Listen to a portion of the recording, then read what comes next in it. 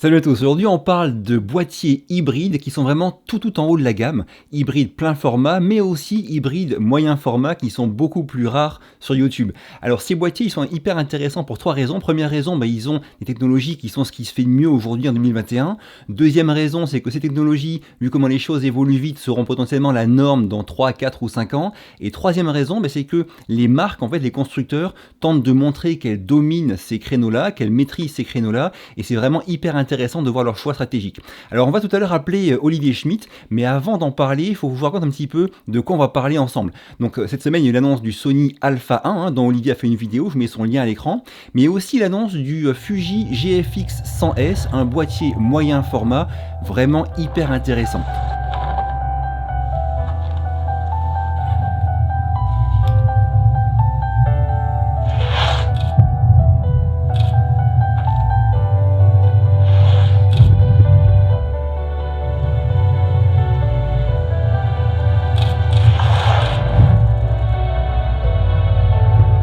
Pour résumer, je vous la fais courte. Au niveau des boîtiers hybrides plein format, on a déjà un bon choix avec Panasonic, qui a le Lumix S1, S1R, S1H et tout récemment le S5 dont j'ai parlé dans une vidéo de test récemment. On a aussi Nikon avec Z6 II, Z7 II tout récent. On a aussi bien sûr Canon qui a sorti après des débuts un peu compliqués et pathos selon moi, vient de sortir le R6 et le R5 qui ont vraiment de gros arguments.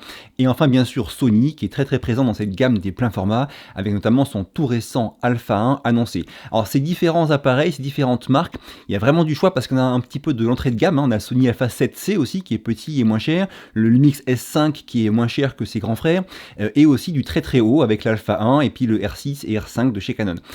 Mis à part ça, on a Fuji lui qui est absent du secteur des pleins formats et qui est par contre incontournable chez les APS-C. Fuji en APS-C avec le X-T4 ils sont vraiment top, le XS10 aussi que je teste en ce moment et dont je ferai une vidéo bientôt est vraiment un excellent boîtier. Et Fuji ils sont aussi incontournables dans les capteurs moyen format, donc ils sont plus gros que les capteurs plein format, avec les GFX 50, GFX 100 et maintenant GFX 100S. Alors ces boîtiers moyen format étaient souvent très chers, on avait du Hasselblad, du Leica à plus de 10-15 000 euros, mais là ce GFX 100S, il a vraiment beaucoup de similarités avec un boîtier hybride plein format, il est stabilisé à 6 stops, il a vraiment tout ce qu'il faut pour faire un très bon boîtier qu'on peut utiliser au quotidien on va dire, avec un prix qui est dans les mêmes gammes de prix que le Sony Alpha 1, mais avec un capteur moyen format. Alors maintenant on voit rapidement les caractéristiques techniques de ce GFX 100S et après on va appeler Olivier pour parler un petit peu de tout ça. Alors ce GFX 100S a un capteur moyen format qui fait environ 44 mm par 33 mm, donc plus grand que le 24-36 des pleins formats. Ce capteur est stabilisé à 6 stops, c'est vraiment une très bonne stabilisation, d'après ce que j'ai vu sur les premiers tests en ligne. Le boîtier fait 900 grammes et a une taille en gros équivalente à celle d'un gros Canon R5, c'est un peu comme celle d'un réflexe quoi, donc c'est assez gros par rapport à ce à quoi on est habitué, mais beaucoup moins gros qu'un vrai boîtier moyen format. Donc ça c'est vraiment une grosse prouesse de Fuji en termes de compacité on va dire. Au niveau des photos, on a des photos qui font 102 millions de pixels avec aussi la possibilité de faire le pixel shift, là un peu comme font différents constructeurs, pour avoir une photo qui au final fera 400 millions de pixels. La rafale par contre est un petit peu lente entre guillemets à 5 images par seconde, donc ceux qui veulent vraiment de la photo sportive ou animalière c'est un peu compliqué à 5 images par seconde. On a un autofocus apparemment qui est bien performant, détection de visage et d'œil, qui marche bien sûr en photo et en vidéo. Pour ce qui est de la vidéo, on a du 4.2.0 10 bits en interne et du 4.2.2 10 bits avec un Atomos en enregistreur externe par exemple. On fait de la 4K DCI jusqu'à 30 images par seconde et on peut monter à 60 images par seconde mais en Full HD uniquement. Alors de la Full HD avec un capteur comme ça, ça va pas être comme de la Full HD avec un smartphone, mais bon voilà, on n'a pas de 4K avec plus que 30 images par seconde. En plus de la stab mécanique, on a aussi une stabilisation numérique qui va elle recadrer dans l'image croppée de 1,1. Le boîtier est tropicalisé, donc résistant à l'eau et aux poussières, il marche de moins 10 degrés à plus 40 degrés. Et enfin, au niveau des connectiques, il y a tout ce qu'il faut, il y a prise micro, prise casque, prise USB-C pour la recharge, 2 slots de carte SD UHS-2 et une prise de synchro flash. Voilà pour les caractéristiques du GFX 100S et maintenant on va en parler avec Olivier. Bon c'est bon, c'est un peu système D mais c'est parti. Hop, on appelle Olivier. Ok c'est bon. Oh, Hello. Olivier, ça va? Tu vas bien? Très Ouais, ça va bien, très bien et toi? impeccable. Tu sais à quoi je pensais là? Je pensais Bon. à toutes ces vidéos qu'on voit des Américains qui font des setups pour les visios avec un thème mini, un truc de malade, tout ça. Et moi avec mes AirPods filaires et... Bon, Ok, cool. alors c'est parti. Déjà, question sur le sujet dont on parle aujourd'hui là. Est-ce que tu as déjà utilisé Ouais. un boîtier moyen format? J'ai déjà utilisé du Blad, un tout petit peu. Donc D'accord, j'ai pas une expérience de test approfondie d'un boîtier moyen format. J'ai eu l'occasion de rencontrer un représentant de Blad à Rouen. d'accord. Et il m'a fait tester différents modèles. Alors j'ai même plus les noms en tête. Tu vois, je suis vraiment pas spécialisé dans le moyen format. Oui, Mais je suis de près quand même ce qui se fait. Et c'est vrai que pour l'instant, tu as surtout ces deux noms, Hasselblad et Fuji, oui. qui sont vachement présents dans le moyen format, quoi. En moi, ce que je me disais déjà, c'est que bon, ils sont rares sur YouTube, hein, quand on regarde des vidéos, alors, des youtubeurs français qui en parlent, j'en ai vu un, je sais même pas s'il est français parce qu'il fait des vidéos des fois en espagnol, des fois en français, mais en tout cas parmi ceux que je suis régulièrement, j'ai pas vu souvent de vidéos sur des moyens formats sur YouTube. Bon, forcément, je pense que c'est dû à leur prix, leur taille et puis au manque de polyvalence, hein. Quand on regarde ce qu'ils font, ça reste réservé. C'est pas orienté grand public, si tu veux. Et c'est Ouais, vrai qu'aujourd'hui, on fait surtout du contenu avec le matériel qu'on utilise. Donc on n'est pas beaucoup à utiliser du moyen format. Enfin, ils ne sont pas beaucoup à utiliser du ouais. moyen format. Et puis surtout, c'est un marché de niche encore, hein, effectivement, Mm. dû au prix, dû aux caractéristiques. Tout le monde n'a pas besoin de 50, 100. Alors 50, maintenant, c'est plus forcément du moyen format, mais on n'a plus besoin de 100 millions de pixels. Enfin, tu me diras, 100 millions de pixels, on a ça quoi sur maintenant les smartphones, Oui. certains. Mais bon, c'est un petit peu différent, mais voilà, donc effectivement, on n'a pas beaucoup d'infos forcément sur YouTube. Et c'est vrai, ouais. Et du coup, moi, ce que je me disais, c'est est-ce que bah, ce GFX 100S là, quand on regarde bah, ce qui est annoncé et son prix, au final, en tout cas au niveau du prix et de l'encombrement, on se rapproche vraiment de ce qui se fait chez les boîtiers plein format pour le coup. Et est-ce que tu penses que Mhm. ça peut changer un petit peu la donne? Toi, par Je sais exemple, pas, est-ce que parce tu que auras envie de tester ça, par exemple? tester, ouais, clairement, je suis un peu en relation avec Fuji aussi depuis quelques mois, donc je vais essayer de voir si je peux tester ça. Mais si tu veux, il n'y a pas que le boîtier. Et il y a des optiques derrière, et les optiques pour le moyen format, c'est pas donné non plus. Oui, Forcément, hein, c'est d'autres diamètres, c'est des optiques qui vont être aussi plus lourdes encore, souvent que celles pour plein format, qui sont déjà souvent critiquées parce qu'elles sont lourdes, plus lourdes que pour de la PSC, forcément. Donc, euh, donc, donc je pense pas. Alors, est-ce qu'on viendra un jour, tu vois, derrière, c'est peut-être la question que tu veux me poser derrière, je sais pas, mais est-ce qu'on arrivera un jour à un nouveau standard qui sera le moyen format? Honnêtement, je suis pas sûr. Aujourd'hui, c'est vrai que le plein format devient un peu un. Alors, c'est pas encore un standard, mais ça tend à devenir un petit peu la norme quand même de référence. Enfin, ça a toujours été une référence, mais toi, il y a de plus en plus de boîtiers plein format, les gens sont de plus en plus équipés en plein format. Est-ce qu'un jour ce sera le moyen format? Honnêtement, je suis pas sûr. L'avenir nous le dira, ouais, mais ça engendre quelques contraintes quand même derrière, quoi. oui. Ouais, c'est vrai que bon, les contraintes pour tout ce qui était existant avant le GFX 100S, elles étaient énormes, quoi. Lui, il a encore la contrainte bah, du prix, puis du parc objectif, tout ça. Par contre, au niveau déjà encombrement et Ouais. caractéristiques, c'est vrai ils ont, enfin, je trouve que c'est quand même particulièrement intéressant, enfin intéressant. Euh, En tout cas, au niveau de ce qu'il propose, ça paraît intéressant quand on compare ça à un Alpha 1, par exemple, quoi. Alors, pas sur Mm. tous les points, parce que justement, il y a un point globalement où j'ai l'impression que les moyens formats étaient plutôt destinés à de la photo. Euh, et ce GFX 100S, niveau vidéo, bah, apparemment, il propose de la 30 images par seconde 4K DCI et 60 images par seconde en Full HD. Alors, on est loin des specs d'un 7S3, hein. Mais par contre, bah, je me dis que, enfin, est-ce que tu penses que ça peut aussi éventuellement intéresser un gars qui serait 80% photo, 20% vidéo, pour une fois, pourrait se dire, bah là, un moyen format comme le GFX 100S, ça peut être une solution pour la vidéo aussi, quoi.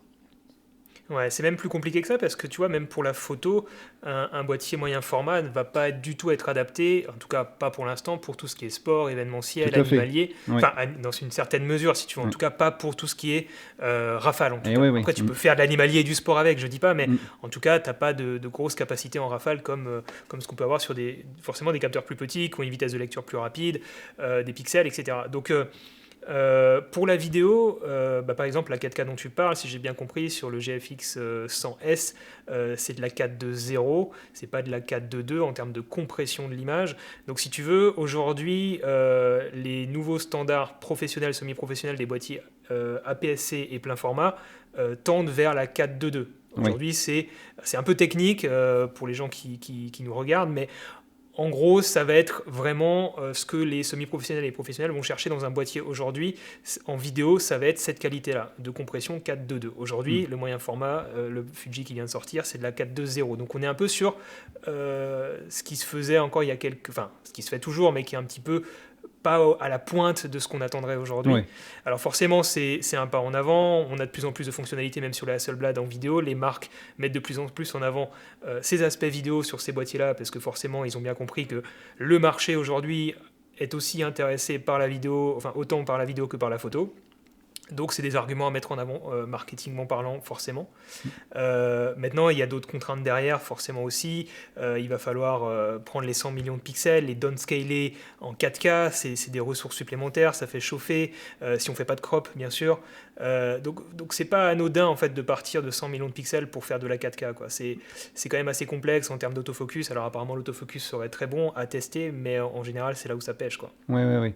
Ouais, alors lui, il fait de la 4.2.0 en interne et 4.2.2 en externe. En externe. Mais bon, c'est vrai que il y a encore du boulot pour rattraper ce qui se fait déjà. En externe, pour moi, c'est jamais vraiment un des arguments, quoi. C'est comme pour l'Alpha 1 qui est sorti chez Sony cette semaine aussi.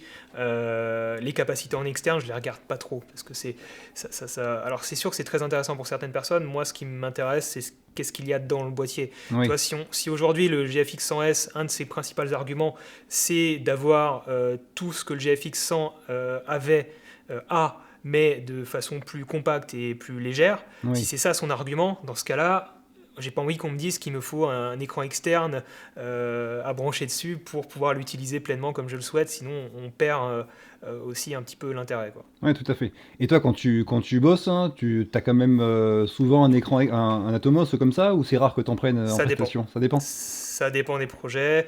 Quand vraiment je suis en mode run and gun, je vais me fier voilà, je vais me faire confiance et je vais utiliser l'écran qui est quand même assez petit, avec les différents outils d'aide pour l'exposition, etc.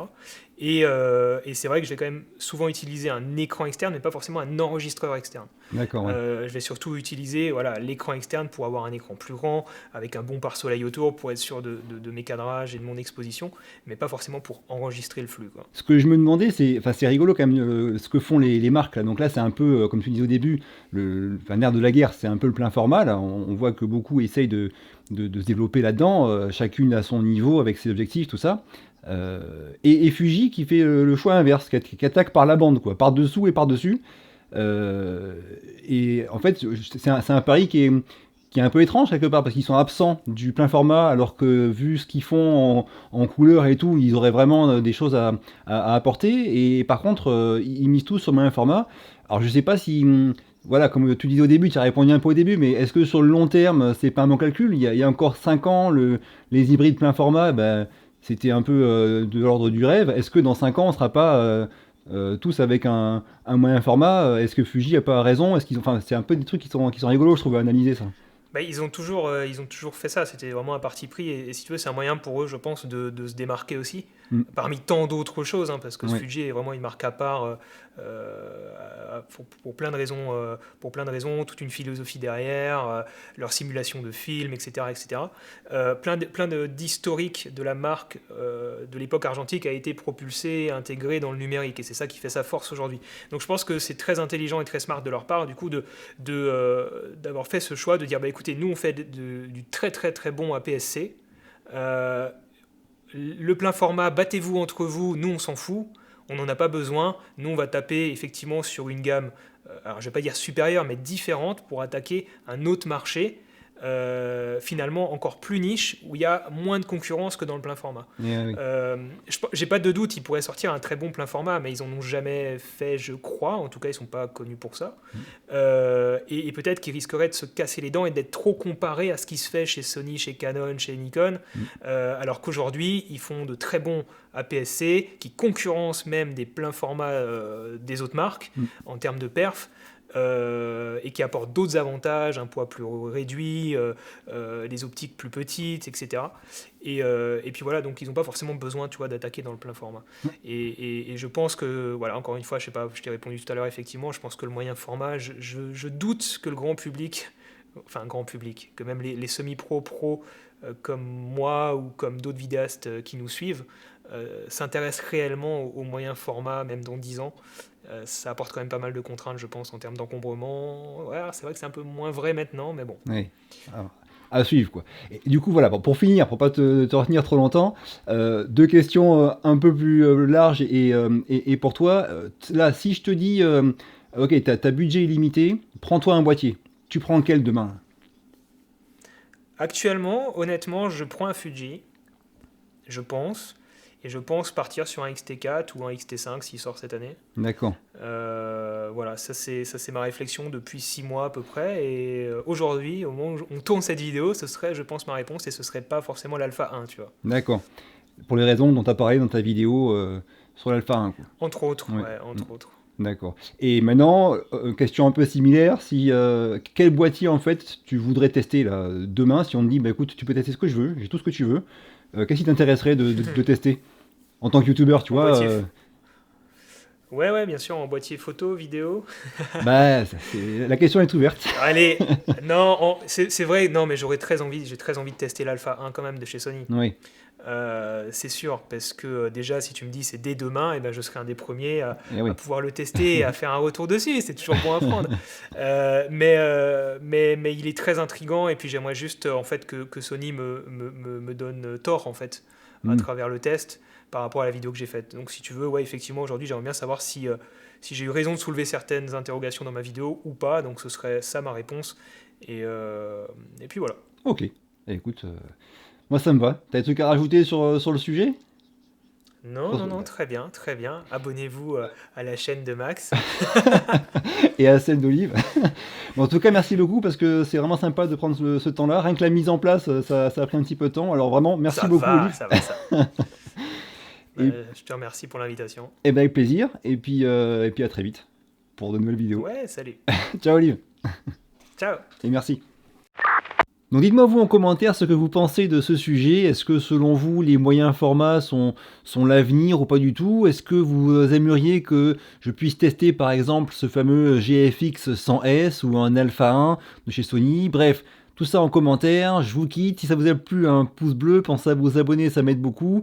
Et dites-moi aussi si ce format de vidéo un petit peu original vous a plu. À très vite et d'ici là, bougez-vous purée. Bougez-vous.